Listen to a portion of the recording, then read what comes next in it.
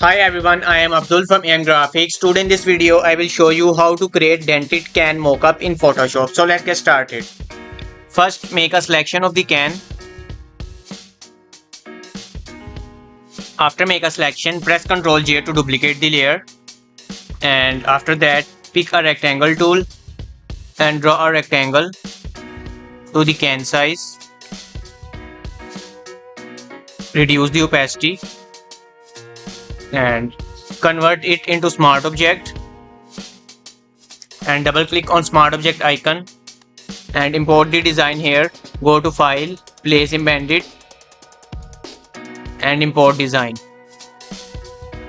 and transform it and hit OK and press Ctrl S to save and close this tab and create a clipping mask and change that blend mode to multiply